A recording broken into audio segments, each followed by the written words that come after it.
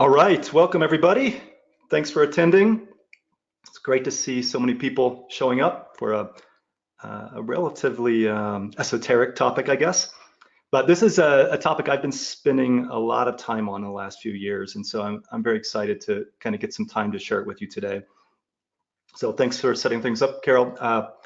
Just as you guys get ready and get situated with the GoToWebinar software, just know you can type in questions. I'm going to try to pay attention to that questions as we go through, and I'll try to address those when they're relevant. All right, let's get started.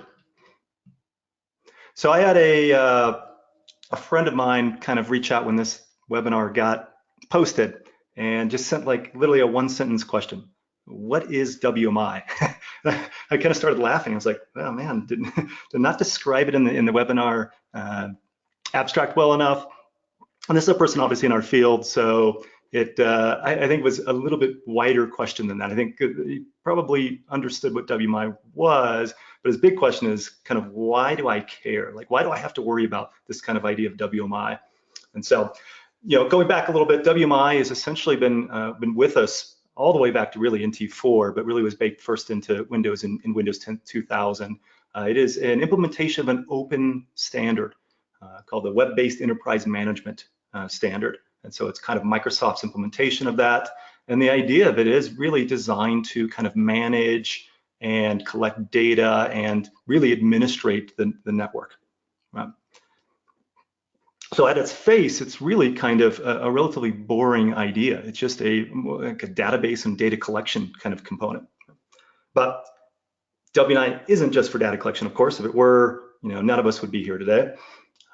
I really don't think it's an exaggeration to say that WMI is probably one of the top threats to today's Windows enterprise.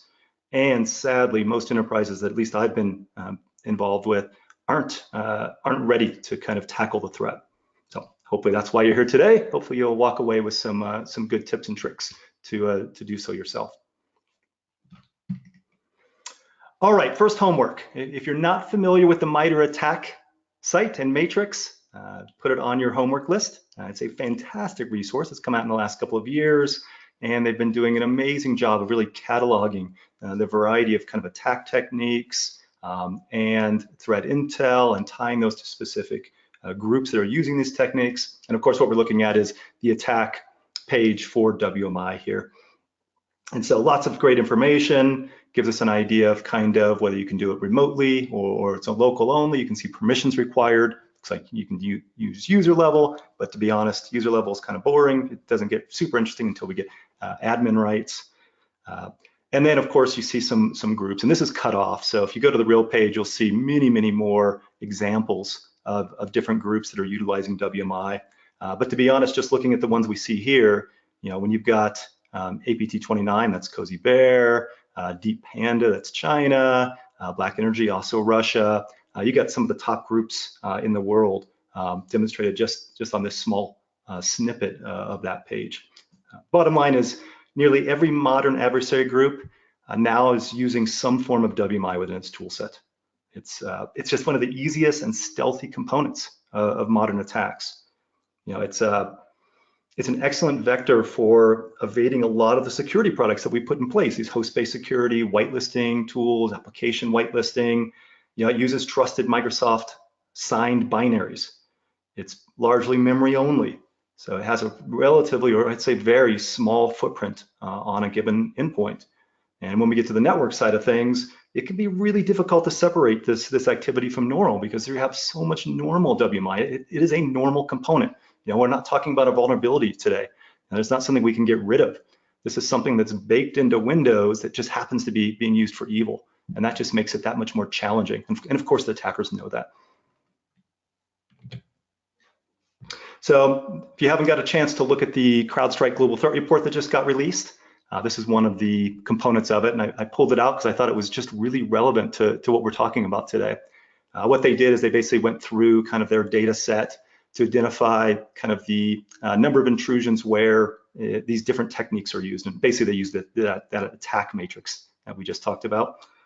And you know, anything in red is more prevalent, going down to the ones that are less prevalent, of course. And so I pulled out, some of the highest prevalence of attacks: PowerShell, Windows Management Instrumentation, WMI, Windows Remote Management, also WMI, command line interface, probably leveraging WMI and PowerShell. Just a massive amount of attacks in the wild are kind of leveraging this today. To give you an idea, CrowdStrike is seeing over 1 trillion events per week now. And so this is just some very, very relevant information pulled from just a massive number of networks around the world. And I would also say the ones I pulled out here are obviously related to what we're talking about today, but many of the other items you see on this slide are probably also being implemented via WMI or PowerShell. It's the logical way that a lot of this stuff is being done, right? From creating an account, let's say, or who knows. All right. Anyway, just a very good kind of example of why we care today.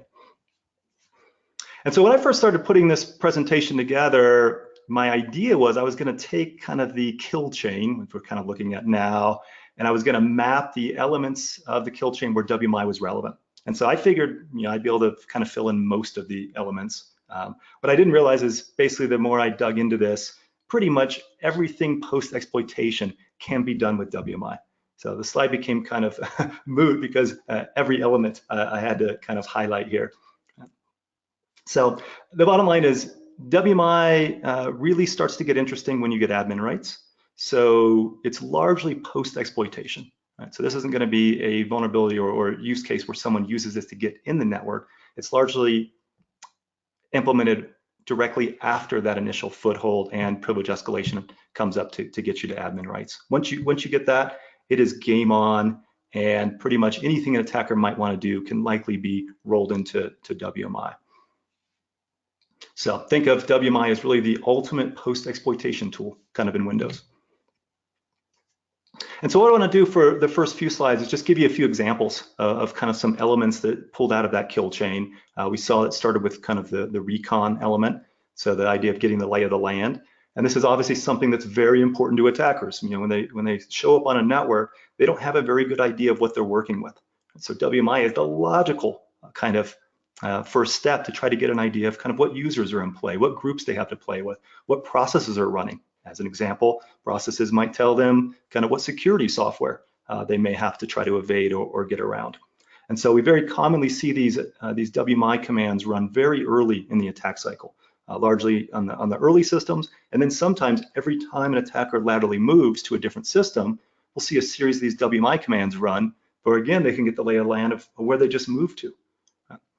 So ideally, if we could find this, we could find the attackers very early, kind of in the attack cycle, before they have an opportunity to do really much of anything. The only problem, of course, is, remember, WMI is normal in the environment as well. And so you have your admins using WMI. Many of these commands you see your admins probably use on a daily basis. They might be rolling to scripts that get executed on thousands of systems through your environment. So it becomes really challenging to pick out, well, which ones are the bad guys and, of course, which ones are the good guys. Now, one thing you might notice, especially as you start tracking an individual adversary, is certain patterns. And so I've certainly seen patterns where every time a certain attacker gets on a box, they run the same 3 commands. When you identify those patterns, then we might be able to use that to kind of track these kind of adversary activities. Or you might be able to get kind of more clever with ideas, like, for as an example, maybe anytime you see a login followed immediately by WMIC user count list full.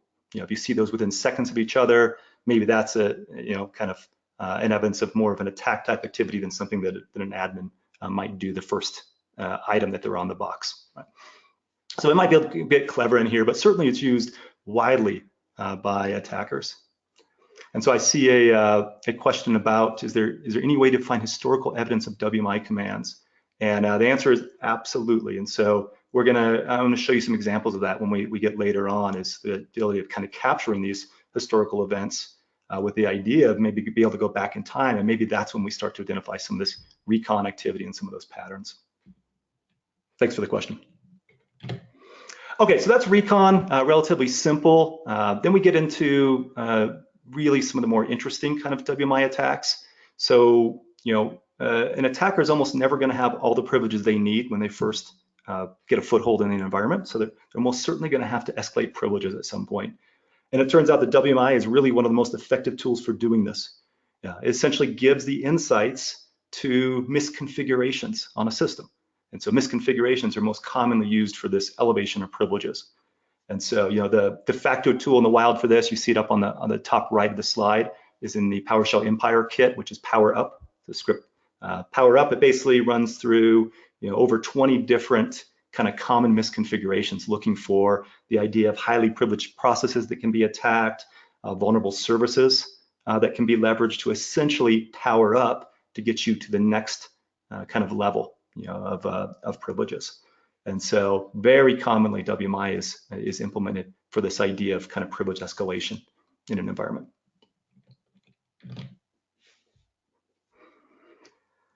And then kind of going through the kill chain, continuing on, WMI can also interact with credentials.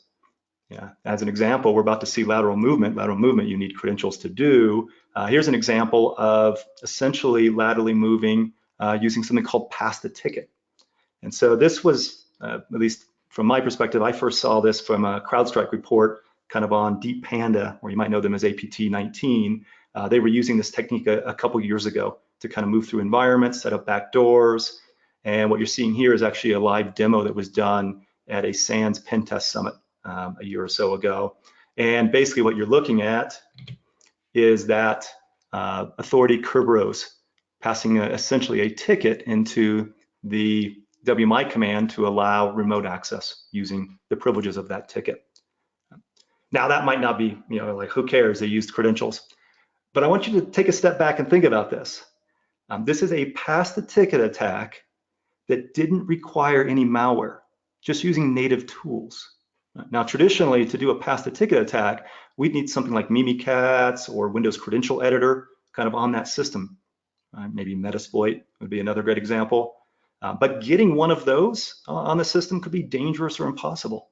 Those of you in the pen test world, you might, certainly you're realizing getting Mimikatz on a box is getting harder, right? And our security software is finally getting good at actually finding it, right? But I don't need to get Mimikatz on the box to pass the ticket because I could just use the native WMIC in this case.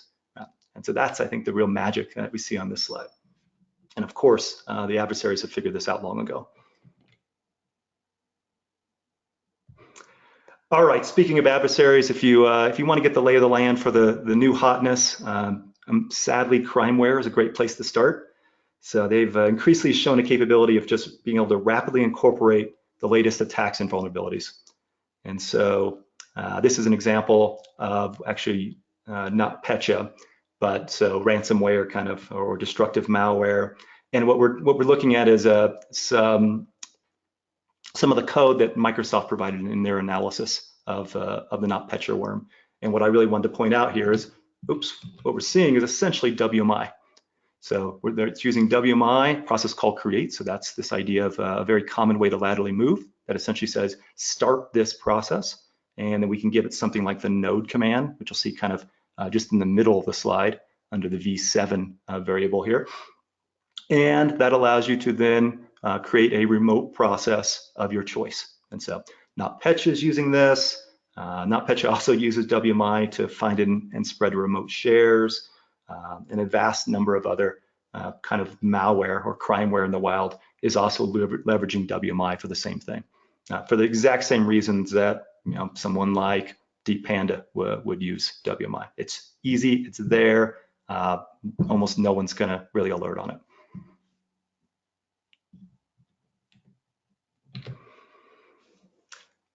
So this gets into the idea of kind of lateral movement. When I think about lateral movement, a very common technique is the idea of like psexec. So many of you are probably familiar with psexec. It's a legitimate admin tool that allows you to remotely execute code on a system.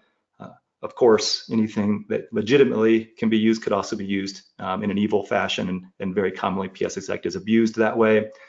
But whenever I see like an attacker using psexec, I have to take a moment and just be like, why? Like, why did you think this was the right idea? I mean, I'm not sure I could design a tool that leaves a bigger footprint on a system than psexec. There's probably at least 5 different ways, from named pipes to services to new files on disk. It's ridiculous, the amount of artifacts that psexec leaves behind. Maybe the only reason I can think of that someone might be using it nefariously is if it's already in use by the legitimate admins and they're trying to blend in.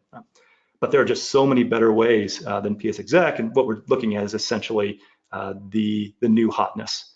So instead of using psexec, you'd be much better off using something like WMI process call create, or this script that you see put out by Core Security essentially just automates kind of the whole process into a Python script. So WMI exec essentially is way more stealthy than psexec, and probably less tools are looking for it. And as such, we're seeing it abused very widely in the wild.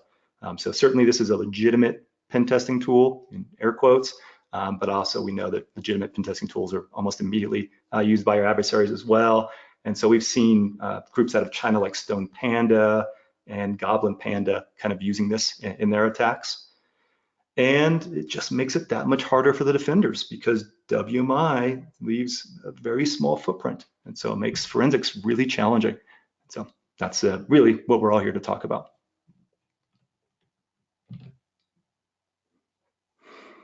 All right, and then getting into one of the really nasty components of WMI attacks, this idea of eventing. And so this is actually what made me started to get interesting in WMI. This shows up all the way back to Stuxnet, where I believe this is probably the first time we'd seen this type of attack in the wild, and now leveraged by a wide variety of high-level adversary groups. Very simple. So the idea of WMI allows for these idea of events. So think of an event as a trigger. When something happens, that event triggers. So an event can be set up based on a time component. So every minute, every 5 minutes, every hour, every day, right? And it could also be set up for almost any other thing you can imagine. So when a specific user logs in, I want you to trigger. Or when a certain folder shows up in the file system, I want you to trigger. When a folder is accessed, I want you to trigger. You know, if you can imagine it, you can probably create an event for it. Right? So that event is the trigger, or what we call a filter. Right? So what an attacker might do is set up one of these filters, and then they set up a consumer. Right? The consumer is the interesting part. It's what does something. So when that trigger occurs, now I want you to run this executable. Or when this user logs in, I want you to run this PowerShell script. Right, so that's the consumer component. So the filter is the event or the trigger. The consumer is what's actually happening when that trigger occurs. And then all we need is a binding which ties the trigger to the consumer. So, and take that binding, compile it in the WMI repository, and you have an incredibly stealthy backdoor ability sitting there that very few organizations are actually looking for, even though we've known about it for years. All right, so that's this kind of idea of when you hear of an event consumer, a WMI event consumer, that's the general idea, is it's using the WMI eventing capability to trigger, and that trigger is running something. One of the ways we're going to find this, as we'll see very shortly, is by looking at what's running, right? These are going to look very abnormal. There are legitimate event filters and consumers in Windows, but they look far different than the actual evil ones. And so that's what we'll be using to kind of find these anomalous attacks. All right, so that's just a small portion of the or overview of kind of what we're seeing in the wild regarding WMI attacks. But one thing that could be in your mind is this idea of, you know, why are we talking about WMI when PowerShell is way more powerful and probably more interesting? And the answer to that question is, yeah, you're right. PowerShell is very powerful and it is very interesting, but you almost can't kind of abstract the two, right? Basically, when I think of PowerShell, I think of it as a scripting language wrapped around WMI. Yeah, it has native access into a lot of other components into the OS, but it really is largely or often used as essentially a wrapper around WMI. So the two kind of go together from a standpoint. That being said, one of the reasons why I'm focusing largely just on WMI instead of the PowerShell component is, to be honest, PowerShell is starting to well, I shouldn't say sunset because it's not going to go away, but we're starting to see attackers move away from PowerShell. You know, when PowerShell first came out in the early days, essentially it was like free malware pre-deployed. You know, go own the world essentially. If you're familiar with the latest updates to PowerShell version 5, which is now native in Windows 10 and can be added or backported to earlier systems, now PowerShell actually has some real security involved in it. It has excellent auditing. It has the ability to really lock down PowerShell and alert on a lot of different malicious behaviors just out of the box. More EDR tools and security tools are waking up to the fact of being able to have better introspection into PowerShell, the whole AMSI component of Windows Defender that allows kind of actually scanning scripts as they're running. There's just some very real security components. And so a good attacker is, if they're doing their job, they're likely to move away from PowerShell back to the simpler kind of WMI. Yeah, as an example, we're going to see some logging coming up. And yeah, we can log every command executed in the environment. That's super noisy. You can also do just PowerShell logging, which is a lot less noisy. You have some of it on by default already. And so it's much more likely to kind of benefit the defender. So we are definitely seeing kind of a back to the basics shift in modern attackers. You certainly have heard of kind of living off the land kind of idea. And that shift goes straight back to WMI. Yeah.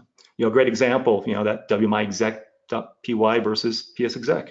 You know, I'd much rather use kind of the WMI component than psexec at this point. Or you see on the slide WMI priv-sc, which is kind of the standard WMI process.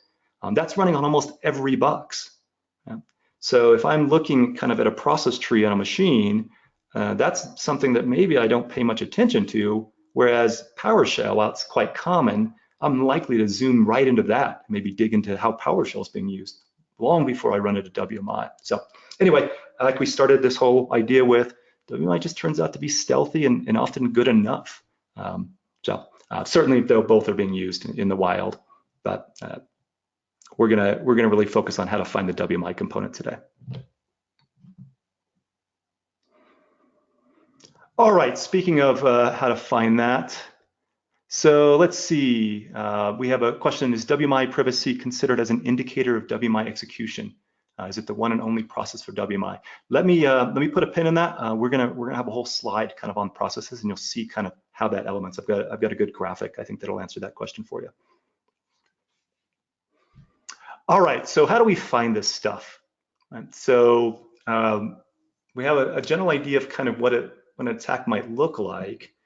Here's the components we're going to go through to really get an idea of how we might find this, both in an endpoint, but also I want to talk a little bit about how we find this at scale, because I want to give you guys an idea of how you can actually take this back to your environments and get started with it. So we had a question, well, how do I see historical WMI commands? Well, that was an awesome question, because the bottom line, if you take one thing away from this presentation, here's what I hope you take away. If you can't capture command lines like the one you see at the top of this slide, you are basically blind to the majority of WMI attacks.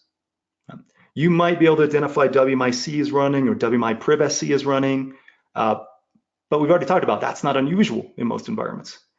You got to capture command lines because that gives the context to be able to hunt through those legitimate ones to actually find the illegitimate ones.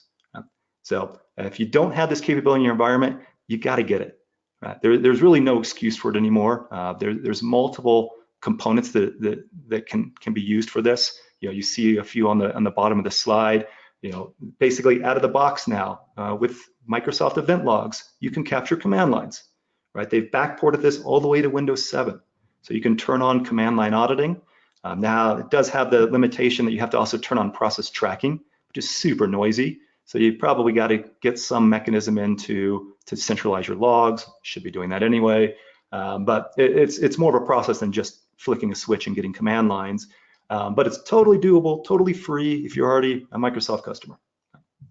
Yeah, maybe a better option, or almost definitely a better option, is probably sysmon. So many of you are probably familiar with sysmon from Microsoft sysinternals. We'll see an example of that in a moment. But sysmon has again an ability to capture command lines, but a little better at pre-filtering, so you can kind of reduce the noise down quite a bit from maybe the standard security logging component. And of course, a lot of commercial EDR tools give you this capability too. And so that's one of the big pushes. I see a lot of organizations moving to these tools because they provide these type of capabilities. As I mentioned, it's just an incredibly important component for identifying attacks and hunting through your environment. So as an example, if you kind of look at this command up here, what's bad about it? Well, we see process call create. That alone should always be a trigger because that's so commonly used to kind of execute code or laterally moved. Look at the name of the VBS script that it's essentially running. And then look at the name of the folder, the C:/EGXIFM. Yeah. I'd say with this little bit of context, this is almost certainly not going to be legitimate, and we've probably found an interesting attack in that environment. And so you can imagine if we can pull this kind of data from thousands of endpoints, pull it into one place, hunt through it, and find very easily kind of this idea, these unusual uses for WMI.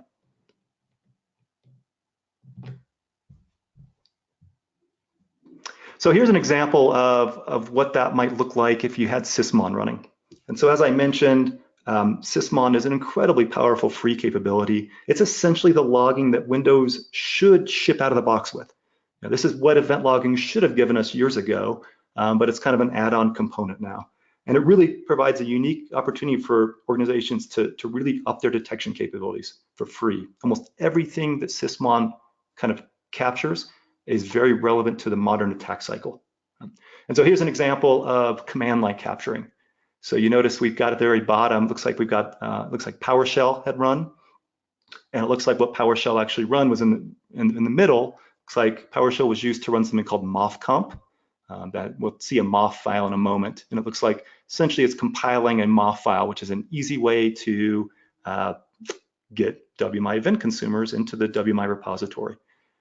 So this would be kind of our first clue that something strange here, a combination maybe PowerShell and moffcomp might have got us there. And if we didn't find that, you notice in the same log about 3 minutes later, we get an alert for a new WMI event consumer. Look at the command line here. Now this is likely something that we would trigger on pretty quickly. Why do I have an event consumer running something out of a Windows temp folder? So very highly suspicious. Put the two together and you can essentially see how the attacker executed this attack. They dropped a config.moff file, they compiled it into the WMI repository, and 3 minutes later, I've got a new permanent event consumer running on that system. Without command line auditing or something like sysmon, bottom line is the average organization wouldn't find this at all.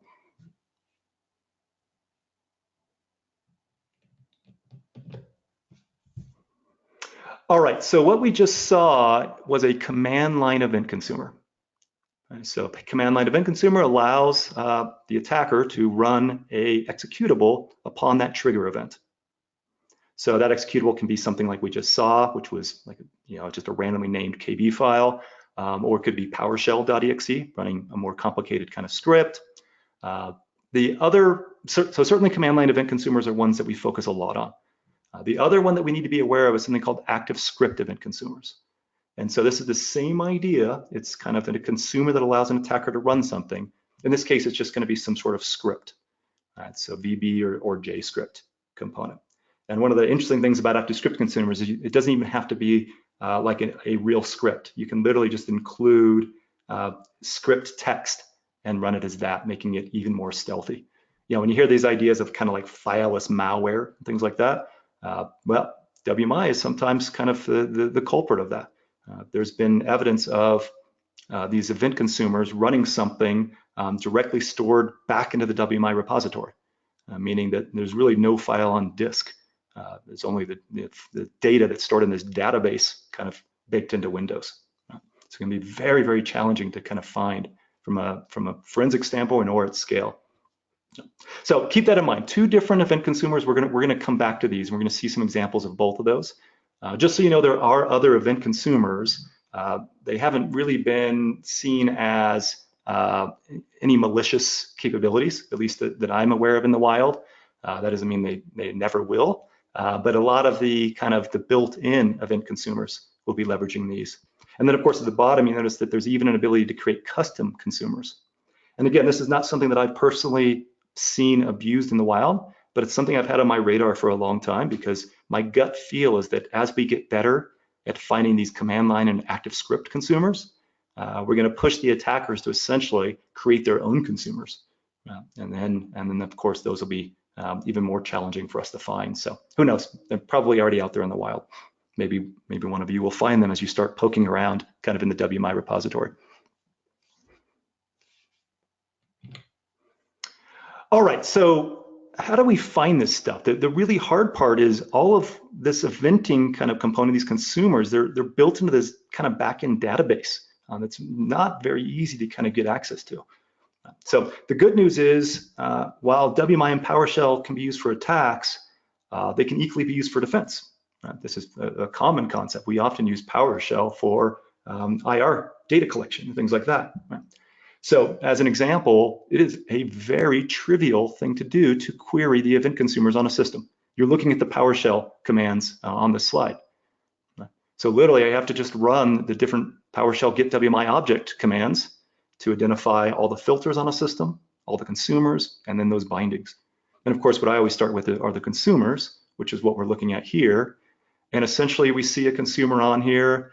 Let's see, what's it? Looks like it's named WMI. That's very generic, but that's not what we would have triggered on. Of course, what we're triggering on is what it's running.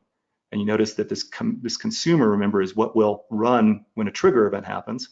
And in this case, it looks like PowerShell will run, and a very unusual component of PowerShell. We're looking at essentially in a coded PowerShell script. And all that gibberish you see at the bottom is essentially base64, which is the script in base64 format. So not only do I know something's unusual here, but you can actually recover the script. You can just grab that base64, decode it, and you can actually identify exactly what the attackers were planning to run, or it's set up to run on that system. So this is super easy. You already have it baked into the system. You just have to know to do it and to kind of take the time to do it, I guess. So this is an example of doing it kind of on one system. Of course, many commonly, we need to kind of do it across your entire environment. And so here's a great example of kind of running those commands and then pulling them into a backend database. And so this is an example of pulling them into Splunk. And so when I was with CrowdStrike, we do this very, very commonly. We used a lot of Splunk to do hunting through environments. And so pulling event log consumers from thousands of systems, pull them into one place, and basically kind of filter out the noise and very quickly find the evil. And so what you're looking at here is essentially that the top two events are actually normal event consumers. And then you get the bottom one, which you see a very nasty PowerShell encoded script. I mean, literally, it's almost as easy as getting this data into one place and doing a simple search for PowerShell. You'd be surprised at just how effective that is. If the consumer is based in PowerShell, you're probably going to get some quick wins there. So as I mentioned earlier, there are legitimate kind of event consumers in Windows. There's probably several on every system in your environment, but they're very predictable. And there's a relatively small number of kind of examples. And so once you get this data in one place, you can very quickly kind of start to whitelist through it, allowing the kind of anomalies to really quickly filter up to the top.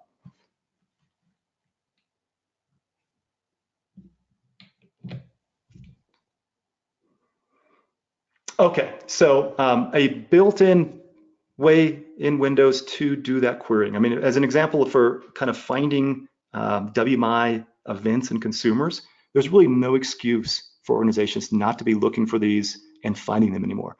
They're incredibly stealthy, but that's largely because just nobody's looking for them. So now as we get the idea to be able to maybe run PowerShell or PowerShell remoting to pull that data across thousands of systems, easy, simple way to do it. Here's an alternative and just an example of some of the logging that Windows has recently put in place. So Microsoft has really quietly been releasing a lot of capabilities to make auditing WMI and PowerShell more feasible. Right? I talked a little bit about some of the PowerShell version 5 components, which have really upped the game for defenders regarding PowerShell. Here's an example of something that came along in Server 2012 that ups the game for WMI auditing.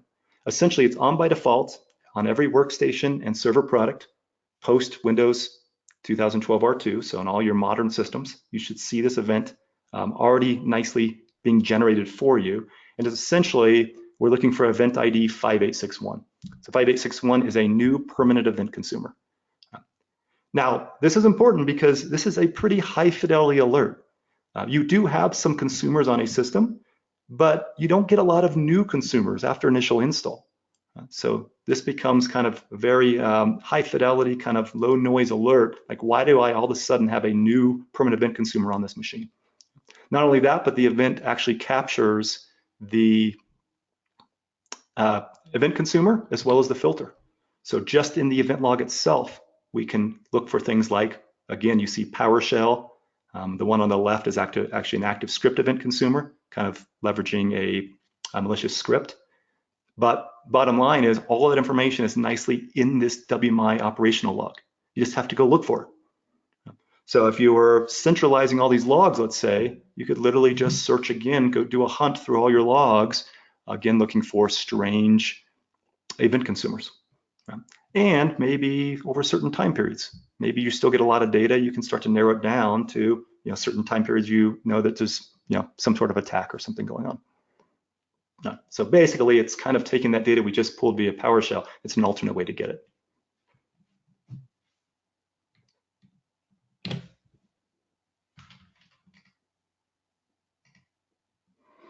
All right, a while ago, someone asked me, they said, well, where is the WMI information stored?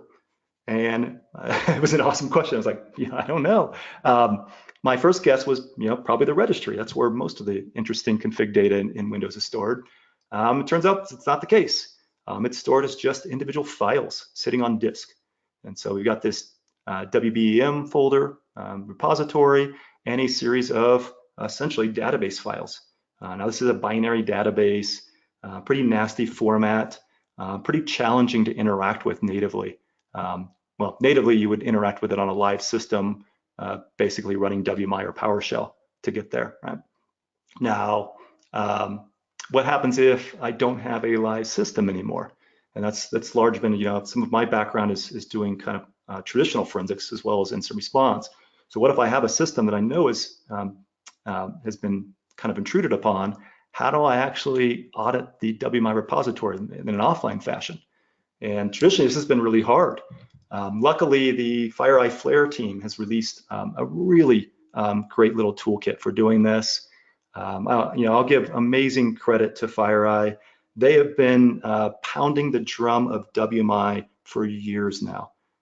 They were sometimes the only voice in the void yelling out, you should be paying attention to WMI. And they released some great tools to help us as well. And so this is this is on GitHub. It's basically a simple script. All you have to do is go grab those files from the repository, point this Python script at them, and you'll nicely be able to see kind of very similar information than what we would have gotten if we were running PowerShell kind of on that live system. So it makes it very simple to rip through the various event consumers. And in this case, of course, we see another encoded kind of PowerShell script here.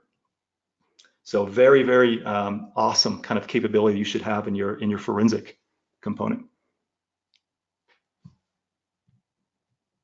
Now, there's other components of that tool set as well. There's a GUI that allows you to really dig deep from a kind of straight from a GUI perspective into the WMI repository. There's another one that I really like that I haven't heard many people talking about. And it's a script that essentially creates a timeline out of the entire repository. And so the idea is that the classes and instances have timestamps related to them. So we can collect all of them up, sort them, and kind of look for anomalies. And so as an example, there could be, I've seen on a given system 20,000 plus entries in this timeline. But as I mentioned earlier, you just don't see a lot of new event consumers on a box. You shouldn't see a lot of new event consumers on a real legitimate system. And so as such, again, they start to filter up to the top. And so you notice that we've got this event consumer at the bottom. You notice how most of them were created back in 2016. And we got this one outlier in that entry that was created a full year later. So that might be one of the first ones I'd want to kind of dig into and see, well, what is that consumer? Maybe it was some software that got loaded, who knows? Or maybe it could be something kind of evil there. This also might be helpful because we're starting to see attackers leverage the WMI repository to do more than just eventing.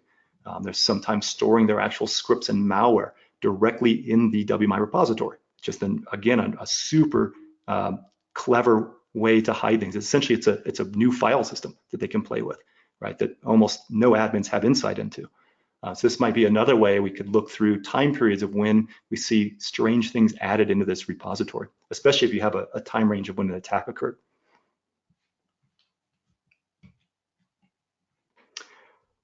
So I see kind of what WMI repository files are important to analyze. Bottom line is those in conjunction. We go back a slide or 2 slides. Those files together form the entire WMI repository. And so really what's happening when you see that like timeline component, it's essentially pulling the data out of that, most of them in the objects.data file, so essentially pulling them out and making them human readable for us. And as I mentioned, that Flare tool also has a GUI that allows you to go kind of instance by instance through the WMI repository, kind of getting an idea what's in there. A lot of it's super esoteric. It won't surprise anyone that Microsoft has done a not stellar job of documenting kind of what the WMI repository should look like. But tools like this allow us to kind of look for those anomalies. And I also see another question on the event logs. I'm going to get to that when we get to that section. All right, so let's take a step back and think through some things that we've talked about. If you want to go back today and audit for evil consumers or events, you've got the tools. You can either use PowerShell, you can use something like pulling the data offline if you have disk images, or you have an ability to kind of pull triage data, or you can use that WMI event log component, the WMI operational log. First step, of course, is getting the data. Once you get the data, how do we get through it to actually find evil? And so the way that I like to recommend to people is focus on the consumers. That's where you're going to see what's being executed. So that's where you're going to see the unusual scripts or the weird PowerShell command lines like we've been seeing, or the weirdly named executables in strange directories. This is basically, kind of IR 101. Right, so largely pull the data together, focus on the consumers. If you find something that's weird or unusual, or maybe at an unusual time, if we're doing that like timeline component we just talked about, then we dig in for more data. Maybe look at the event filter to try to figure out more context around it. So here's some of the search terms I found valuable. So as I mentioned very early, the simple search for PowerShell in this data sometimes finds the evil immediately. Certainly like VBS, .exe, script text, those are all kind of really good ones that are unusual enough to find interesting activity. At the bottom are some common false positives. Now every environment's going to be different, but some of these you will find in almost every environment, and then yours might have some additional components that aren't on this list. So once you find the normal ones, you can start to, of course, whitelist those. There is a quick caveat here you see at the bottom. We've seen multiple attacks now try to name their event consumers to blend in with very common ones, that SEM event consumers on a wide variety of systems. And so we've seen things like CryptoWorm, WannaCry, both used an element calling them like SEM event consumer instead of event log consumer, making kind of that idea of hiding in plain sight. So be careful when you're whitelisting stuff. You might want to be very specific about what you're whitelisting so you don't fall prey to some of these things that look very similar. So someone said, could an attacker clear or delete the repository and attempt to cover their tracks? Clear or delete, I don't think there's any way that I can imagine where you could kind of completely delete the repository. It's such a critical component in Windows. Clearing things out, yeah, you should be able to potentially go in there with some PowerShell and clear things out. I've never seen anyone doing that, but it's possible. Hopefully, we might capture, every action leaves a different residue, right? So maybe we could even capture them after the fact, going back to clean things up. Maybe if we're capturing PowerShell commands or something like that. But yeah, in general, I haven't seen that as a real attack vector yet. And someone asked, is this being recorded? This is being recorded. You'll get the recording as well as the slides will be available at the end. So you don't have to write all this down, obviously. I tried to create a nice cheat sheet for you if you want to play with this later on. All right, so while we're talking about what's actually on the file system, to be honest, there's not a lot on the file system. You got that WMI repository, which we can parse. That's nice. You might be able to find these MOF files. So MOF files are probably the easiest way to get something compiled into the WMI repository. It's essentially a text file that lays out the event filter, consumer, and binding. And then you can just use MOF comp to compile these in. This is how Stuxnet actually got the event consumer on the original systems it was attacking. So, you know, this is not the stealthiest way to do it. If you're a red teamer, I'd recommend the bottom bullet down here, use PowerShell. PowerShell can also do this without using the MOF file, so you don't have to worry about leaving some of this behind. But every attacker is different, and we've got lazy attackers, we've got attackers that make mistakes, attackers that have to do this at scale, so we see them using MOF files in that case. You can also use MOF comp to do this remotely, and then the MOF file doesn't even show up on the remote system. It happens all in memory, sadly. And so I'm always paying attention a little bit to MOF files just to make sure that I'm not missing anything. Now, MOF files can be named anything. They can be in any directory. They can be deleted after they've been compiled. So very commonly, they might even be in use and there's not even much residue left. One kind of exception to that is if the MOF file includes something called Pragma Auto Recover. Now, this is a feature that allows you to essentially create a backup in the repository in case the WMI repository gets rebuilt, which does happen from time to time. That way, your component doesn't fall out and stop working. And so Pragma Auto Recover essentially creates a backup of it. So when the WMI repository gets rebuilt, it rebuilds your component directly in there. So you see a lot of attacker scripts that include this because a lot of these are used for persistence, and they want to make sure they don't lose persistence. So when this Pragma Auto Recover is included in the script, as I mentioned, now we get backup files. And so you'll see this Auto Recover folder. And so by looking through these entries in this Auto Recover file, these are just text files, you can possibly identify a malicious WMI component that's been added to the WMI repository. Now, unfortunately, they're randomly named, so that doesn't give us a lot of insight, but look at the timestamps. We might be able to identify evil just based on the outliers from a time perspective. So definitely a folder kind of worth looking at from the file system component. Now, in addition to this, not only do you get this backup sitting here kind of in this auto recover folder, you also get evidence of it in the registry. And so when that Pragma auto recover is included in a script, you'll see a registry key called auto recover MOFs. And again, you'll see a reference to that. Now, sadly, it's not the original name used in here, but the original folder for where it was compiled from. So remember I said you can have these in any folder, you can name them whatever you want. So if someone isn't compiling them in the standard Windows System 32 WBEM folder, these will stick out. So as you see here, we've got something that was compiled from a temp folder. That's a very, very strange component, and this might be how we might kind of eventually find some evil on this system. You'll look in here and you'll see the vast majority of these are all in just a couple of different folders. So if MOF files are in play, we got an opportunity to find them in a few different ways. Okay, so we had a question about kind of processes. And so if we had more time, I'd love to dig more into the kind of the memory component of this. But certainly we can dig a little bit into it. And so when you're dealing with kind of event consumers, really the parent is going to be WMI privacy. So very common, you might see something like we see here, WMI privacy kicking off PowerShell. That would be like a PowerShell command line event consumer that we're looking at here.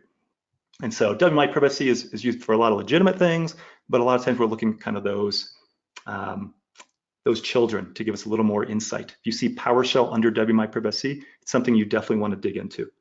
This could also be something like WinRM being used, as we'll see here in a moment, on a system to run PowerShell. Either way, it's something we care about. So some things like that. if we see PowerShell remoting in play, now this is really important. The originating system and the target system will have different processes. So if I run PowerShell remoting on the originating system, the process will be named PowerShell.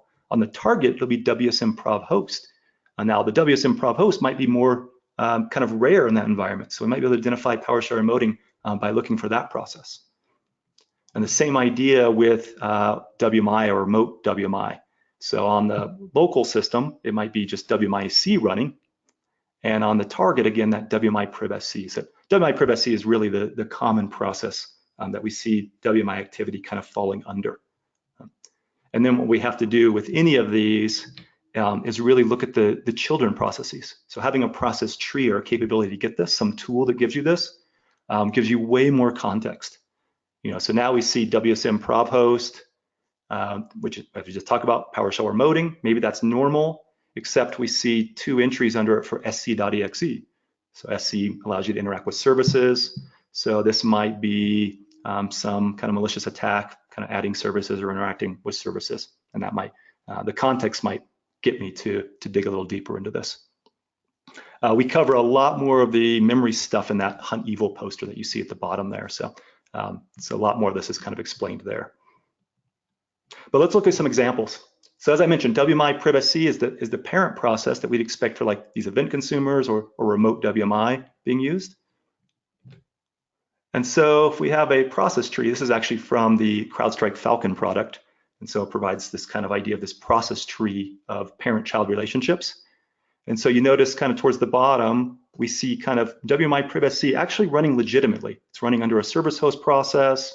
What's strange about this is that last line where we see WMI-privsc kicking off a command line, cmd.exe, and looks like interacting with the registry in this case. And that's a really, really weird registry key, by the way. So this is a real world attack. This was, that registry key is related to kind of the protected processes that kind of got added in Windows 8, if you're familiar with that. Don't know what they're doing here. They might be turning off protected processes. It's just very unusual. And so not only that, you see kind of an admin share, the $$ in there, all kinds of interesting evil in there that give us the context to know that this is probably something we want to dig deeper into. It's not a normal WMI kind of capability.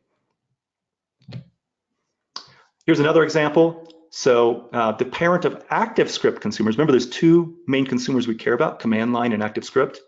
The parent of ActiveScript is going to be scrcons. Now, if you think about the way that's named, scrcons is named for script consumer. These are really rare. If you go look through your environment, you might find hardly any kind of script consumers. And so they become a really high fidelity place to kind of find evil. And certainly looking at what's going on in the slide, there's so much evil in here, I don't even know where to begin. So we of course see command.exe being executed as part of that script. Looks like a batch file named c2.bat. We've got FTP in here, we've got rar, we've got strangely named executables. Yeah, I'd say certainly this would be something we want to dig into. And it's a great example of we have to get to a point where your analysts have this kind of context, right? When you have this kind of context, it's very simple to say, yep, that's something I care about. That's definitely part of an attack and not part of some crazy admin script that my admin thought would be a good idea to run as an active script consumer, right? And so it's really the context that matters, and it's that visibility to the endpoint that more environments need. All right, so again, kind of how do we, what are some good tips for finding this stuff? The bottom line is, what I hope you take away from today is, first of all, this is not rocket science. We just have to find a way to get this data kind of in your environment. The getting command line auditing is critical. If you don't have it, that should be a high priority kind of element for your team. Finding those WMI event consumers, not difficult. You just have to be pulling the data. You can use something like PowerShell remoting or even the WMI operational log for that. Getting process level information. If you can get process trees, now certainly tools like volatility allow you to do that on kind of an individual system. But if you have a tool that allows you to get memory insight across your environment, that's when we can start to do the hunting through those processes, which can be very valuable. And then here's some suspicious patterns that I found valuable. Process call create, we talked about. That /node is what allows you to use WMI remotely. So that allows that lateral movement component. Some interesting PowerShell commands for interacting with WMI. The SCR cons, the script consumer, is pretty rare. There's encoded PowerShell used all over the place, so many different attacks. So it's really kind of a hunting component here. Pull the data, hunt through it, looking for those anomalies. All right, before I get to the questions, just a couple of components that just to help you keep learning. The bottom line is this presentation truly is only possible by standing on the shoulders of giants. Again, I want to give a big shout out to the FireEye, Mandy, and crew. 5 years ago, they were pounding the drums on this is a problem, and I don't think anyone was really listening. The seminal kind of document that you should pull is that very first link there. So it's a great paper put out by FireEye on WMI. It's a great starting place. I think finally people are waking up to the fact that, hey, we got to do something about this. But there's some great links to get you to continue learning here. Some videos at the bottom that I recommend. Definitely some of my favorites. There's a lot more out there, but I only had so much space on the slide. I also wanted to briefly mention the updates to SANS 508 and 572. If this topic is interesting to you, well, we just added a massive amount of this into those two courses. We have a brand new data set, brand new exercises across both courses. We literally just got out of a cyber range just a couple of months ago. We spent close to 8 months in the range, creating a giant network, making it real. We had a red team come in and do adversary emulation. If you're familiar with Red Siege, they came in, did an APT-29 kind of Cozy Bear, so a Russian-based adversary emulation. We picked Cozy Bear largely because they use so many of the techniques that we talked about today. So much PowerShell and WMI, and they're just a very advanced kind of adversary that allows us to really introduce a lot of kind of IR concepts kind of into the class. And so it's an awesome opportunity to get more practice kind of finding this and kind of learn more of these skills. So other than that, let me take a look at the questions. So I know I had one that was long that I kept skipping because I was afraid to dig into it so much, but let's see. So if you have a question, obviously put it in here. Is it possible to identify the source of a WMI process execution? Identifying the process making a call, WMI not listed in the command line seems impossible. I think that question was answered when we got to the process list. Now, obviously you need some tool that's actually tracking those process trees. But either if you do a memory capture or you have kind of what I think the future is kind of live memory analysis with your endpoint tools, certainly they have the insight to identify kind of the sources and the source processes, so you can tell whether it got kicked off via PowerShell or via some weird script or equivalent. And so again, like in the modern enterprise, what I tell almost everyone I get a chance to talk to, you should be thinking of how do I get more endpoint visibility. So much of these attacks are endpoint centric, and if you don't have good endpoint visibility, you're just going to miss kind of that context that allows you to identify good versus evil.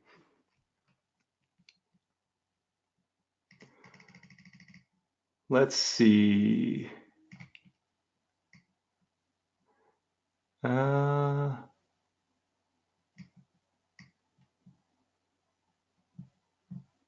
Someone asked about the 608 class, so that's going to be the new class. It's going to be a lot about. It's going to take what we learned in 508 and really talk about kind of scaling it even further. And that class is on the schedule, so it's being written now. So I expect probably 608, maybe towards the end of this year, maybe beginning of next.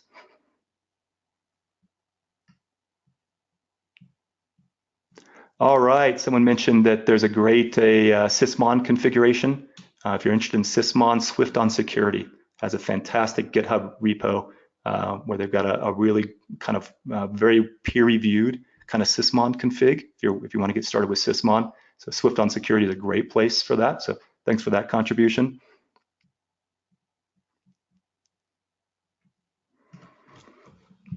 All right, it looks like I actually finished on time. I can't believe it. That's so rare.